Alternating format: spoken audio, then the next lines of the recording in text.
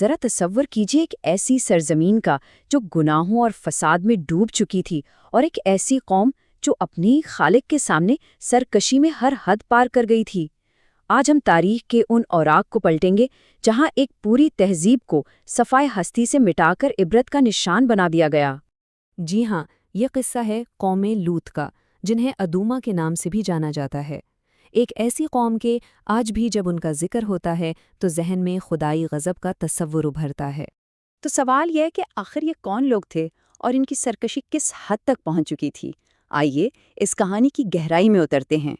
یہ قوم بحیرہ مردار کے پاس ایک بہت ہی زرخیز اور خوشحال علاقے میں بستی تھی۔ ہر طرف ہریالی تھی، تجارت عروج پر تھی، لیکن یہی دولت اور عیش و عشرت ان کے اخلاقی زوال کی وجہ بن گئی۔ رفتہ رفتہ وہ زمین پر سب سے زیادہ گناہگار اور فساد پھیلانے والی قوم بن کر رہ گئے۔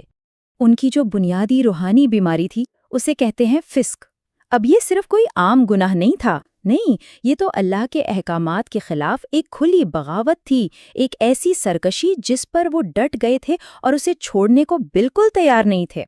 لیکن اس گہری گمراہی اور تاریکی کے بیچ اللہ نے اپنی رحمت سے ایک رہنما بھیجا۔ وہ رہنما تھے حضرت لوط علیہ السلام۔ آپ حضرت ابراہیم علیہ السلام کے بھتیجے تھے اور ان پر ایمان لا کر ان کے ساتھ ہجرت کرنے والے واحد شخص بھی۔ اللہ تعالیٰ نے انہیں اسی سرکش قوم کی طرف اپنا نبی بنا کر بھیجا۔ حضرت لوط کا پیغام بالکل صاف اور واضح تھا۔ انہوں نے اپنی قوم سے کہا کہ اپنی یہ بغاوت چھوڑ دو، ایک اللہ کی عبادت کرو اور اپنے یہ برے کام بند کرو، خاص طور پر وہ بے حیائی، وہ عمل جو ان سے پہلے کائنات میں کسی نے نہیں کیا تھا۔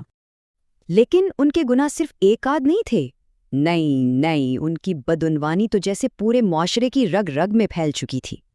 یہ لوگ ڈاکے ڈالتے تھے، مسافروں کو لوٹتے اور انہیں تنگ کرتے تھے، اپنی محفلوں میں سرعام بے حیائی کے کام کرتے تھے۔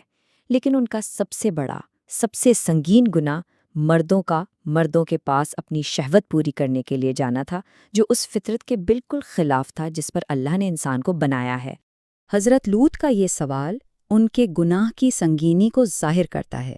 یہ کوئی عام گناہ نہیں تھا، بلکہ انسانی تاریخ میں ایک ایسی شرمناک بدعت تھی جس کی شروعات انہوں نے کی تھی۔ اس سے اندازہ لگایا جا سکتا ہے کہ وہ گمراہی میں کس حد تک جا چکے تھے۔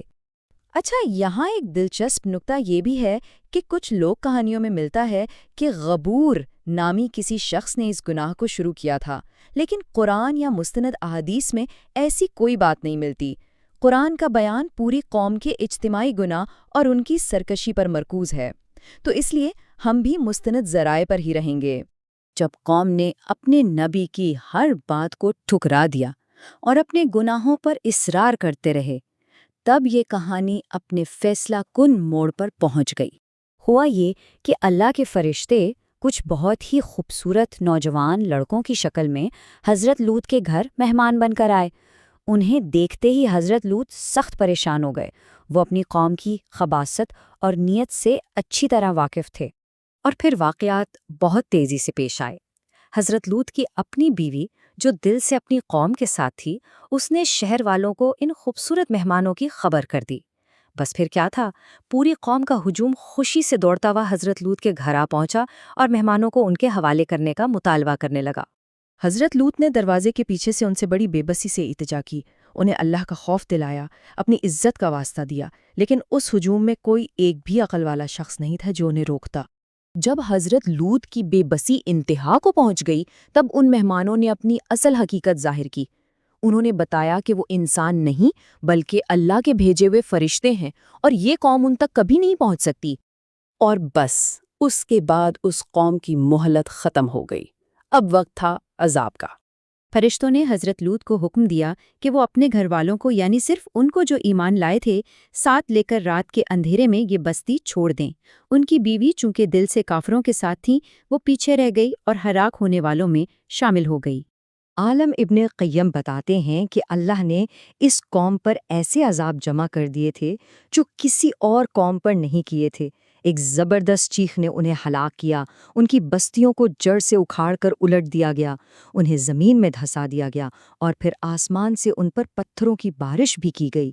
قرآن نے ان بستیوں کو ایک خاص نام دیا ہے، المؤتفقہ یعنی الٹ دی جانے والی بستیاں۔ یہ نام خود ان کی تباہی کے طریقے کو بالکل واضح کر دیتا ہے۔ لیکن اس پوری تباہی کا مقصد صرف سزا دینا نہیں تھا، اس کے پیچھے ایک بہت گہرا سبق چھپا ہوا ہے۔ ان کا نام و نشان تک مٹا دیا گیا، نہ ان کی نسل باقی رہی، نہ تاریخ، اور نہ ہی ان کے کوئی آثار۔ اللہ نے اگر کچھ باقی رکھا تو صرف ان کی کہانی کو، تاکہ وہ آنے والی تمام نسلوں کے لیے ایک عبرت بن جائے۔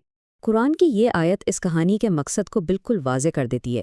یہ صرف ایک تاریخی واقعہ نہیں ہے، بلکہ یہ ان لوگوں کے لیے نشانیوں کا ایک مجموعہ ہے جو غور و فکر کرتے ہیں، جو دیکھتے ہیں اور سمجھتے ہیں۔ تو آخری سوال یہی اٹھتا ہے کہ جب ان کی بستیوں کا کوئی وجود ہی نہیں رہا تو ان کی کہانی کو اتنی تفصیل سے محفوظ کیوں کیا گیا؟